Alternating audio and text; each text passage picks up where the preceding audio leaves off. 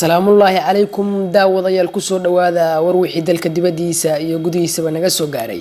Halkani waa Wadaagsin Production. Qodobada ugu xiisaha badan ee aan idiin hayno maanta oo ay taariikhdu ku beegan tahay 11 bisha July waxaa kamid ah madaxweynaha Puntland oo midowga Yurub ku qaabilay madaxtooyada Soomaaliya. Madaxweyne Maxamed Cabdullaahi Farmaajo ayaa qaabilay odayaal iyo waxgarad ka socda beesha direed.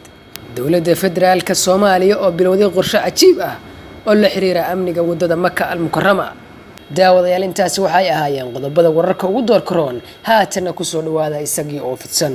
Madaxweynaha Puntland Siciid Cabdullaahi Deni ayaa qasriga madaxtooyada ee Garowe ku qaabilay ergeyga midowga Yurub oo dhawaan u soo magacaabay Soomaaliya Ambassador Nicholas Berlanga Martinez ayaa wafdi u hogaaminayo oo ay kamid yihiin ku-xigeenkiisa Fulgencio Garrido Ruiz oo hadda xafiis ka banaynaya iyo mas'uuliyiin kale. kulanka ay yeesheen madaxweynaha dowladda Puntland Siciid Cabdullaahi Deni iyo ergeyga midowga Yurub Ambassador Martinez ayaa waxaa looga hadlay xaaladda Soomaaliya gaar ahaan Puntland sida amniga, siyaasadda, mashaariicda horumarineed ee midowga Yurub ka fuliya Puntland iyo arrimaha bini'aadantinimada. ergeyga midowga Yurub ee Soomaaliya Ambassador Martinez ayaa uga mahadceliyay madaxweynaha Puntland soo dhaweynta. wafdigan Yurub ka socda inta ay socdaalka ku jiraan waxay la kulmi doonaan wasaarado ay kamid yihiin wasaaradda maaliyadda iyo wasaaradda horumarinta mashaariicda. madaxweynaha Soomaaliya Maxamed Cabdullaahi Farmaajo ayaa qaabilay odayaal iyo waxgarad ka socda beesha direed kuwaas oo cabasho ka ah dilal ay ciidamada dowladda Soomaaliya u geysteen dad shacab ah oo beeshaasi ka tirsan. dilka u dambeeyay ee loo geysto qof ka soo jeeda beesha direed ayaa wuxuu ahaa Allah u naxariistay wiil dhalinyaro ah oo maalmo ka hor askari ka tirsan ciidamada dowladda oo ku dilay magaalada Muqdisho kadib markii ay biyo gaarsiisay mooto bajaaj oo wada ka ahaa. marxuumka la dilay ee bajaajlaha ayaa la dhashay mid ka mid ah ilaalada gaarka ah ee madaxweynaha Soomaaliya kaas oo fududeeyay inay madaxweynaha la kulmaan dadka uu ka soo jeeday walaalkiis oo si bareer ah loo dilay. odayaashan ayaa madaxweynaha ku yiri waxaan kugu nimid inaan helno dadkii ka dambeeyay dilka 9 qof oo beesha ah ama inaan anaga raadsano oo aan bari mas'uul ka noqotid wixii dhacaa.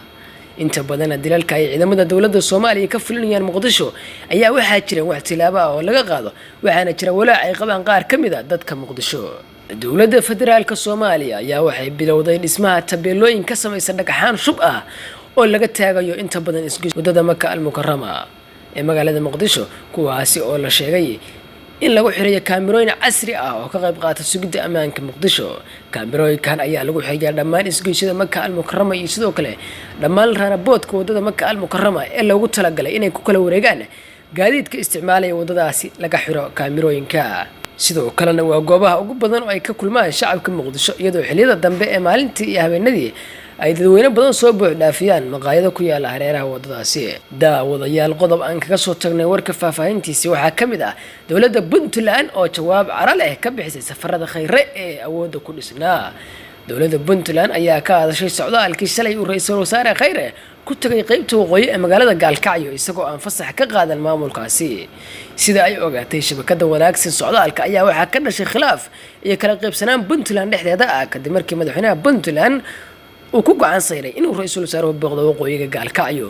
si kastaba ha ahaatee ra'iisul wasaaraha ayaa markii ogaaday galabta in dhalinyaro is-abaabulay ay ku sugayaan garoonka kubadda cagta Cawaale wuxuu go'aansaday inuu tago isagoo angolaasho weydiisan Deni. dhanka kalena ciidamada BSF ta Puntland ayaa ku go'aan saaray amarka madaxweyne Deni oo ahaa inaan loo ogolayn in ra'iisul wasaaruhu soo gudbo taas oo dhalisay khilaaf soo kala dhexgalay maamulka iyo ciidamada iyo ra'iisul wasaaraha soo dhaweeyay. daawadayaal intaasi waxay ahaayeen wararka ugu doorka roon ee aan maanta idiin haynay. fadlan daawada haddii ay tahay markii kugu horeysay la saaxiib oo ku soo biira shabakada Wadaagsin inta aan warkan iyo war kale ku kulmi doono sidaas iyo nabadgelyo.